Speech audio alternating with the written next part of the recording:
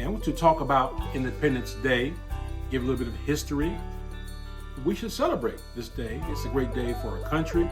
We know in context and history that the nation wasn't formed for the benefit of African Americans and Native peoples. We know that. But through the work and labor of ancestors and people of goodwill, we were able in time to force people, literally force them to honor the Constitution as not being only for white male landowners, but all people. And all people at the time were only white male landowners. And through the efforts of men like Frederick Douglass and many people, white and black, certainly the nation, the structure was in the Constitution to bring forth a more perfect union. And I believe that to that extent, God was in it. I do have a problem with this notion that we're founded on Christian principles. Because if you know our history, when you found a nation and you decide in the founding for these people to enslave these other people, to own them as chattel property, then how could that be Christian? So we challenge that notion of a Christian nation founding. It's not to say that, like other things in life, sometimes results may come about that serve a better purpose, but you cannot condone the method. In other words, the end doesn't justify the means, and people will still be held accountable for the wrongs and sins they've committed. But that said, we do celebrate here on this day. I want to give you some insight. In chapter 5 of my book, Biblical and Social Justice, What Is It? Chapter 5 asks this question: a nation founded on Christian principles? And we go into some detail. So I encourage you to read that. If you have the book, you can read that. If you don't have the book, get the book and read that chapter. It's a good history. Frederick Douglass said something that is important for us to consider. Frederick Douglass said this in 1845: between the Christianity of this land and the Christianity of Christ, I recognize the widest possible difference. And there's always been people who understood that Christendom, Christianity as a religion, is something different than following Jesus Christ, being a disciple of Christ, and operating with his heart and upon his word. Frederick Douglass knew the difference. Even as a slave, if anyone should have been resentful, should have been him and other enslaved people who could have condemned Christianity and then Jesus along with it. But they had the understanding to know that these so-called Christians aren't behaving as people of God, as Christ followers.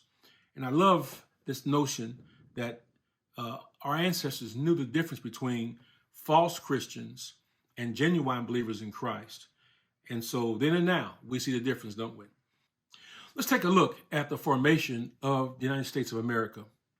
Now, the First Continental Congress met in Carpenter's Hall in Philadelphia from September 5th to October 26th, 1774. And all the colonies except Georgia sent delegates. These were elected by the people or the colonial legislatures. Now, again, these are all men. Okay, the people are all men. And by the committees of correspondence of the respective colonies. The colonies presented there were united in a determination to show their combined authority to Great Britain. Now, again, at the time, the colonies were under the dominion of Great Britain. The objective of the First Continental Congress was not to declare independence from Great Britain, which some wanted to do, but to work on issues related to their relationship and the dealings with Great Britain.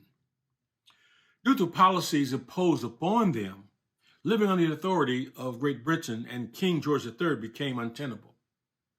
The Second Continental Congress convened on May 10th, 1775, with representatives from 12 of the 13 colonies in Philadelphia shortly after the battles of Lexington and Concord. And again, the War of Independence was already in progress. The Second Congress functioned as a de facto national government at the outset of the Revolutionary War. All 13 colonies were represented by the time Congress adopted the Lee Resolution, which declared independence from Great Britain on July 2nd, 1776.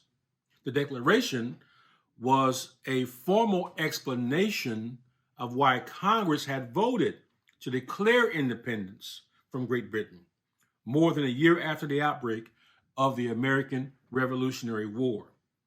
So the colonies had already decided to break away, become independent on July 2nd. The formal Declaration of Independence was adopted by the Second Continental Congress meeting in Philadelphia, Pennsylvania on July 4th, 1776.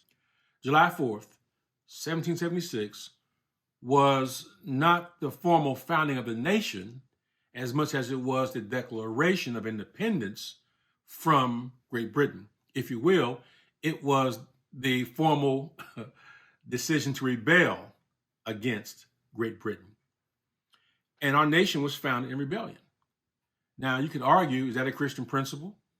And the Declaration goes into detail talking about the reasons why they felt the need to break away from Great Britain. And they cited oppressive policies and such. Well, are those Christian principles? So we're celebrating independence, and in fact, we're celebrating rebellion against the authority of Great Britain. Now, that's something to think about. Certainly, we understand the need in our lives. If someone is abusing you, then you should become independent from them. You should not allow that to continue. Going back to the civil rights movement in the 50s and 60s, African Americans were denied equal rights in voting, in restaurants, in schools. And so many of our ancestors rebelled in the sense of doing civil disobedience.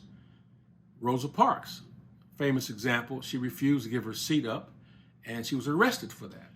There really is no substantive difference between what Rosa Parks did and Dr. King and all the heroes and sheroes of our past in the civil rights movement, what they did and then what the colonies did in rebelling against England for their oppressive practices. So Independence Day really truly is, well, what my British friends call Rebellion Day, okay? The American Revolutionary War was fought from 1775 to 1783, also known as the War of American Independence. It was initiated by the 13 colonies against the Kingdom of Great Britain over their objection to Parliament's direct taxation and its lack of colonial representation. The Revolutionary War was won in 1781 with the help of the French. The Treaty of Paris was signed on September 3rd, 1783, ending the war between Great Britain and the colonies. Following the war, the Constitutional Convention was convened to work on the United States Constitution. The Bill of Rights were the first 10 amendments to the completed Constitution, which was finally ratified on June 21st, 1788.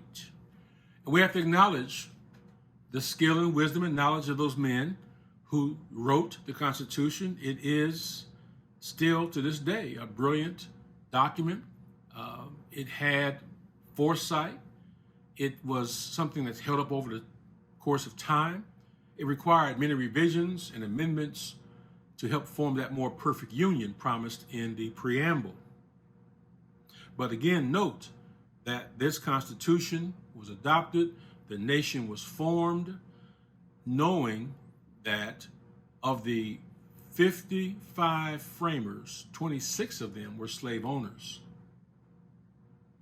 And that is not indicative of true Christian values. Now, we could say a form of Christianity certainly did condone slavery, but a Christ-loving, Christ-following people would not enslave other people, as many did not in that time. Failing to end slavery as a nation resulted in a future of immense misery, division, and suffering, leading to the Civil War, with 618,000 deaths, as well as many maimed from the Union and Confederate side.